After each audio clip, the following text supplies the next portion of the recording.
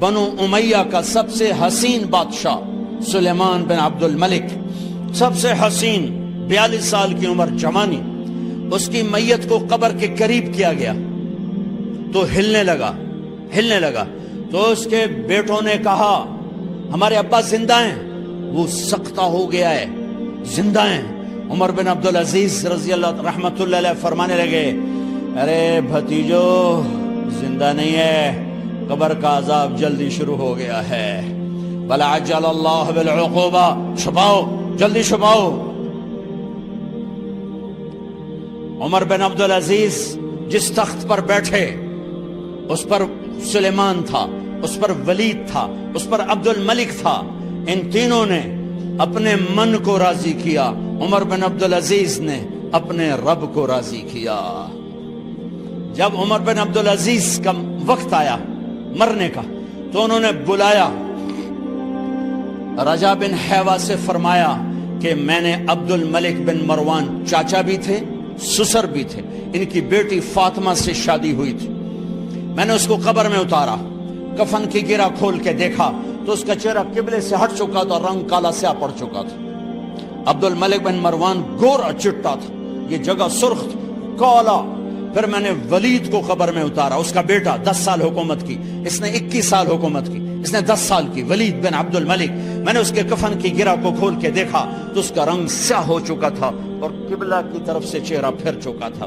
پھر اس سلیمان کا واقعہ تو ابھی سنایا، پھر اس سلیمان کو قبر میں اتارا اور اس کے کفن کی گرہ کو کھول کے دیکھا تو اس کا چہرہ قبلے سے ہٹ چکا تھا۔ اب میں جا رہا ہوں، مجھے دیکھنا۔ پہلے تینوں نے حکومت کی پوجا کی اور عمر بن عبدالعزیز نے اپنے اللہ کی پوجا کی۔ انہوں نے ایک بڑا عجیب خطبہ دیا جب خلیفہ بنے، اے لوگو، بچپن میں شعر و شاعری کا شوق تھا تو میں شاعر بنا، تھوڑا سا اٹھان ہوئی تو علم کا شوق لگا، میں نے علم حاصل کیا، جوان ہوا تو فاطمہ بنت عبد الملک سے عشق ہوا، میں نے اس سے شادی کی، اب اللہ نے مجھے حکومت دے دی ہے، اب تم دیکھو کہ میں اس سے اپنے اللہ کو راضی کروں گا۔ ہمارے حکمران تو ووٹ سے آتے ہیں اور چلے جاتے ہیں 4-5 سال کے بعد، ان کی وراثت میں حکومت آ رہی ہے اور 3 بر اعظم پر حکومت ہے، اور ایسا روب و دبدبہ ہے بنو امیہ کا، کوئی ان کے سامنے سر نہیں اٹھا سکتا۔ 3 بر اعظم میں زکوٰۃ لینے والا کوئی نہ بچا، 3 بر اعظم میں سوال کرنے والا کوئی نہ بچا، 3 بر اعظم میں ظالم کوئی نہ بچا، 3 بر اعظم میں مظلوم کوئی نہ بچا۔ لیکن خود کیسا رہا؟ گھر آئے، فاطمہ بڑے اچھے دن گزرے ہیں، اب امتحان ہے، میں تیرا حق نہیں ادا کر سکوں گا، طلاق لینی ہے میں حاضر ہوں، ساتھ دینا ہے تو میرے اپنے حق معاف کرو، اپنے حق معاف کرو۔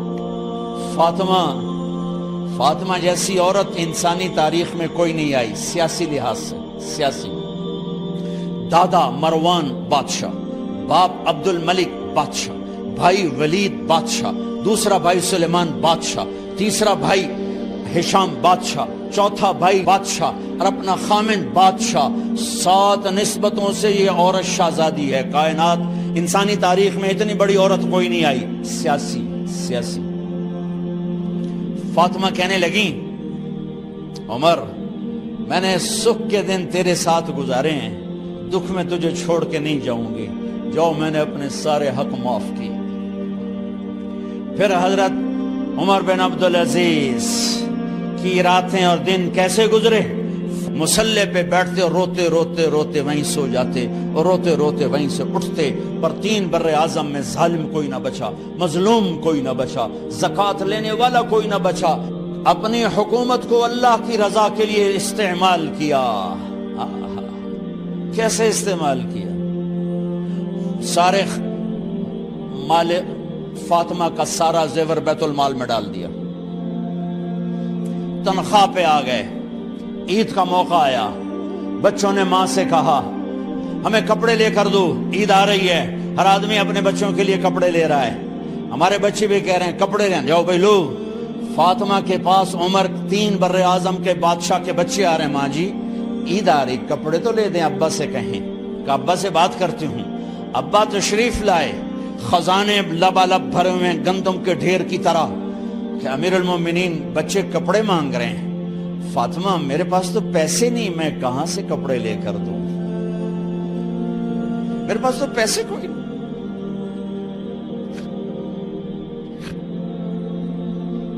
حضرت فاطمہ نے کہا پھر بچوں کا کیا کروں؟ کہا پھر مجھے بھی نہیں پتا کیا کروں۔ اس کے پہلے 3 حکمرانوں نے لوٹ مار کے بازار گرم کیے، ظلم و ستم کے پہاڑ توڑے، اور آج اسی خزانے پہ ایک شخص بیٹھا ہے جو اللہ کو راضی کرنے کے جھنڈے گاڑ رہا ہے۔ تو فاطمہ نے کہا آپ ایسا کریں، اگلے مہینے کی تنخواہ ایڈوانس لے لیں، اس سے میں اپنے بچوں کو کپڑے لے دیتی ہوں، اور گھر کا خرچہ میں مزدوری کر کے گھر کی روٹی چلا لوں گی۔ ارے اپنی تاریخ پڑھو، صرف ڈرامے ہی نہ دیکھتے رہ جاؤ، صرف گانے ہی نہ سنتے رہ جاؤ۔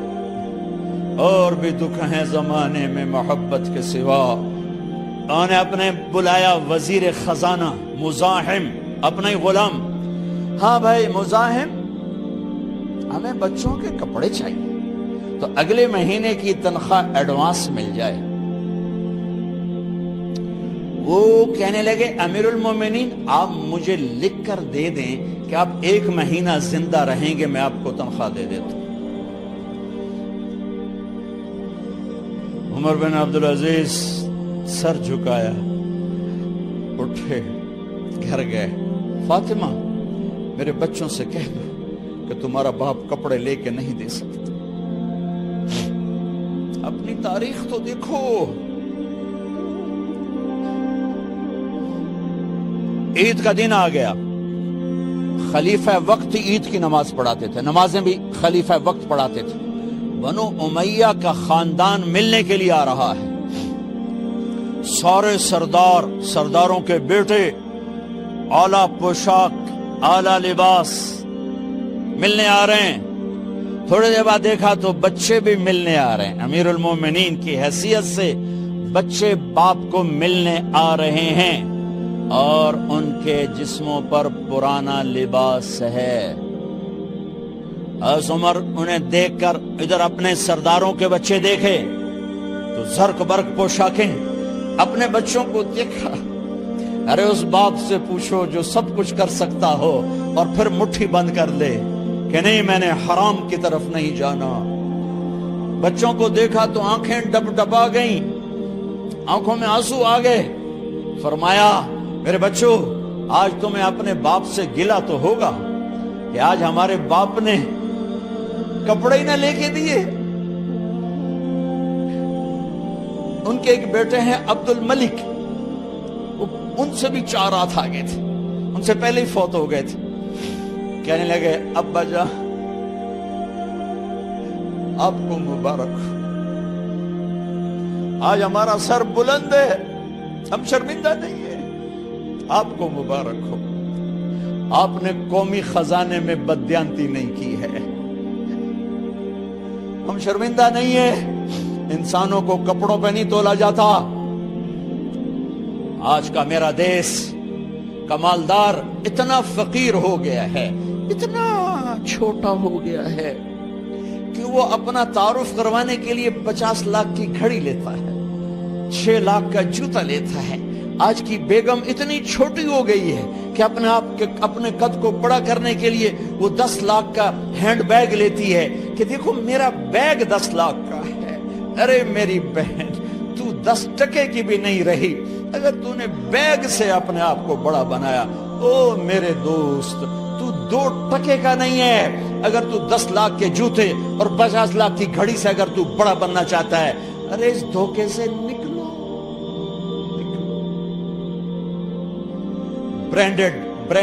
برینڈڈ کہاں جا رہے ہو؟ جب تم اپنی ذات میں بے قیمت ہو تو رب ذوالجلال کی قسم تمہاری گھڑیاں، تمہارے بیگ، تمہاری گاڑیاں، تمہارے بنگلے تمہاری عزت کو بڑھا نہیں سکتے۔ ابا جان آج ہم خوشی سے بلند ہیں کہ ہمارے باپ نے بددیانتی نہیں کی۔ گھر میں تشریف لائے، کہنے لگے فاطمہ کچھ پیسے ہیں، میرا انگور کھانے کو جی چاہ۔ بس فاطمہ رونے لگی، فرمایا امیر المومنین خزانہ تو بھرا پڑا ہے، 1 درم کا بھی تیرا حق نہیں ہے کہ تو 1 درم لے کے انگور خرید لے۔ تو تڑپ اٹھے، فاطمہ میں جہنم نہیں برداشت کر سکتا۔ وہ میرے بھائیوں جو دن رات سود میں پھنس چکے ہو، جو دن رات جوے شراب میں پھنس چکے ہو، کیسے اللہ کے سامنے سرخرو ہو کر کھڑے ہو گے؟ ایک رات گھر میں تشریف لائے، بچیاں بیٹیاں، منہ پہ ہاتھ، کپڑا رکھا، دوپٹہ رکھا منہ پہ، اور بات کریں۔ آپ نے پوچھا ارے کیا ہوا تمہیں، یہ منہ پہ کپڑا کیوں رکھتی ہو؟ تو خاموش ہو گئی، لیکن گھر کی خادمہ رو پڑی، کہا امیر المومنین آج آپ کی بیٹیوں نے کچا پیاز توڑ کے اس سے روٹی کھائی، سالن کھائی، اور میرے آج کا تاجر کہتا ہے جھوٹ نہ بولوں تو کاروبار کیسے، میرا افسر کہتا ہے رشوت نہ لوں تو گزارا کیسے کروں۔ تو عمر بن عبدالعزیز پھس پہ ہچکیوں کے ساتھ روئے کہ میری بچیوں میں تمہیں بڑے اچھے کھانے کھلا سکتا ہوں، پر میں جہنم کی آگ برداشت نہیں کر سکتا۔ بھائیو، اس بندے نے اپنے آپ کو ذبح کر دی، اللہ کو راضی کرنے کے لیے ذبح کر دی، اپنے ذات کو، اپنے جذبات کو، اپنے احساسات کو۔ ہاں اب اللہ نے صلہ کیا دیا، جب انتقال ہوا ہونے لگا تو بلایا رجا کو، جو میں بات پہلے چھوڑ کے ادھر ان کی تھوڑی سیرت بتائی کہ رجا اب میں مرنے لگا ہوں۔ عبد الملک کالا ہو گیا تھا، ولید کالا ہو گیا تھا، سلیمان کالا ہو گیا تھا۔ یہ کیوں کالے ہوئے تھے؟ یہ بے نمازی نہیں تھے، بدکاری نہیں کرتے تھے، کسی کی طرف ان کی میلی آنکھ نہیں اٹھی کبھی۔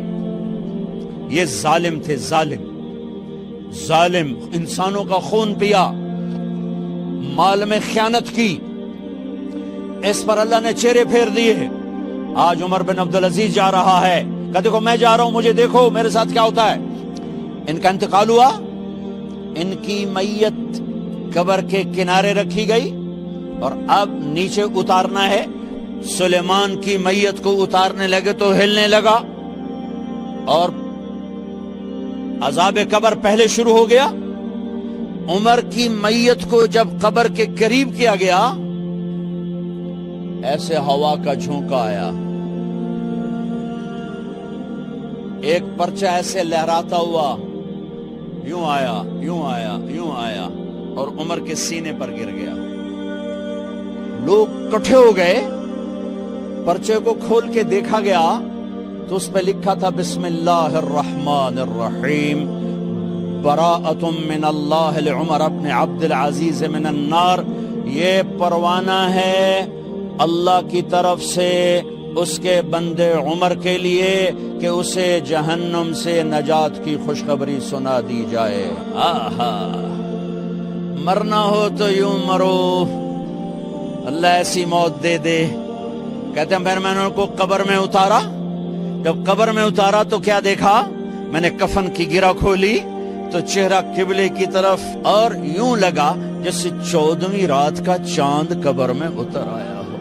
اور آخری بات کرتا ہوں، میرے بھائیوں بہنوں، اپنے